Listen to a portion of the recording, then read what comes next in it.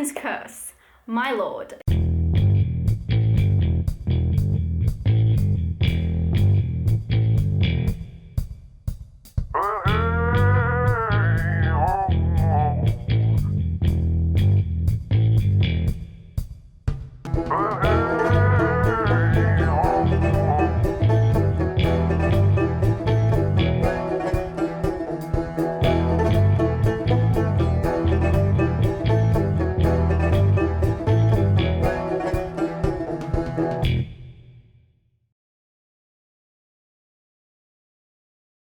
Hey guys, I just had a very weird experience. I just finished watching Hagazussa, A Heathen's Curse. I'm just going to say Heathen's Curse for obvious reasons. This is a film from an Austrian director, and they speak German, so it's like a German-Austrian production.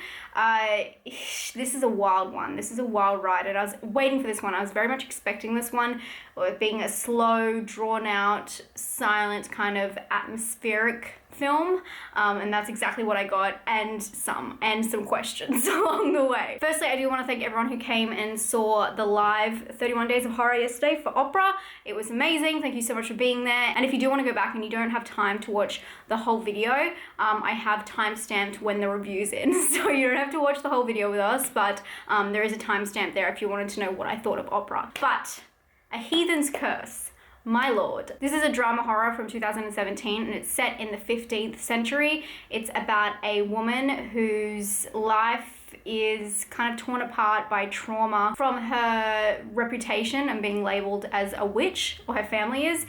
It's not as simple as that sounds though. It's very, not, I wouldn't say surrealist or anything like that, but it's very drawn out, and you're reaching a lot in this film. So I did have to look up stuff afterwards because there was a lot of it that I just didn't understand, and then I looked up an interview with the director and it made so much more sense. But let's talk about my reaction first. The film is very traumatic, obviously, and has a lot of really crazy scenes, very violent and sexual themes, and it definitely follows one character, obviously the main character, very closely through her life and through different stages of her life. It's also broken up into different chapters, like being blood and horns, like all these kind of witchy things, and the name for each chapter provides some intense themes for that part of the story. It is a stunning movie, but the director, he actually, Lucas, I believe his name is, he actually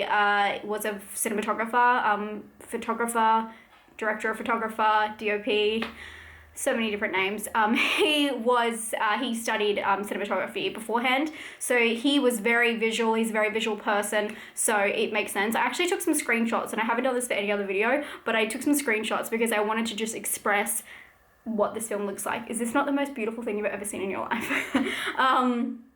Beautiful shots like this, and a lot of texture, like this kind of shot.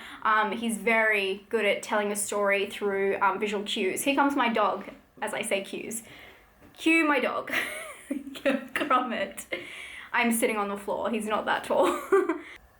Oh, I love you. So the movie is quite a silent film and lets really all the visuals do the talking. This film I saw reminded a lot of people of The Witch, aka The Witch, but for me it kind of reminded me a little bit of Midsummer in a weird way, where it was kind of calming. It had that like European beautiful, stunning landscapes and terrible things happening to people, but it also being like human nature in a way. I know that this sounds like so much worse in this circumstance, but it being still a beautiful, calming, the surroundings being beautiful and calming, and it gets to a part where you're like, just don't do drugs. So not gonna say what happens, but like you see, and there's like some breathing of the trees and stuff. I know that's a little bit of it, not really a spoiler, but you know, there's still the same kind of things reminded me of Midsummer in a way. But this story again is not very straightforward, and you gotta reach to understand the plot. So as I said, I kind of read it in as her being traumatized by a lot of things that happened to her, and then it leads to her emotional breakdown. And I read this really interesting interview by Hormonal, which I think is like the best name. It's by Jewel Marie, so thank you, Jewel. I don't know if you'll ever see this, but I just want to say thank you for this interview. And I thought this is a really good quote from the director. He said that even if some things may not be logically understood, obviously from the film, I'm sure that they can have an underlying subconscious understanding, which I really love, because that's exactly, it sums up the film really well. There's not a lot of dialogue. It's a couple of traumatic scenes filled with beautiful atmospheric shots in between. Everything is quite slow, and it's, you think you're like not really sure what you're watching, but by the end you kind of get the point that bad stuff happens to good people sometimes, and sometimes the circle of abuse, people get stuck into it because of where they're from and how their life is and how underprivileged they are. That film made me feel very weird, but in a beautiful way. I didn't even think about what I'm going to rate it until about now. I think I'll probably just give it a far out. It's like I'm between a 6 and a 7.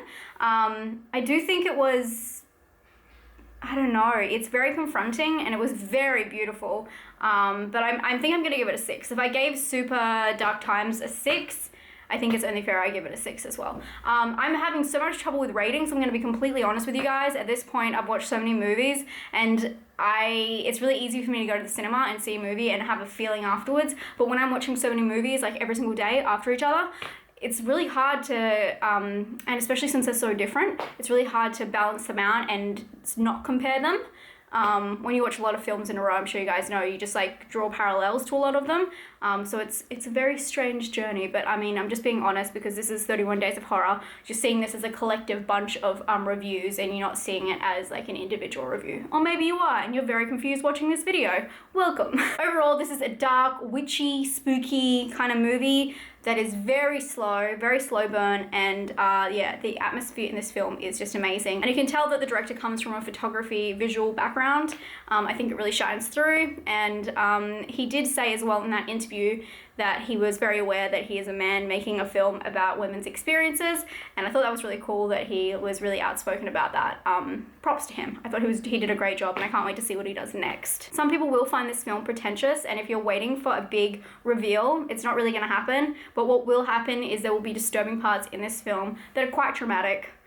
Some really traumatic moments strung together by some beautiful sweeping landscapes, and if that sounds like your kind of thing, check it out. I want to thank you guys so much for being here during my 31 Days of Horror. If you've stayed this long, let me know down below. And I'll talk to you guys very soon. I'll talk to you tomorrow for another 31 Days of Horror. Bye.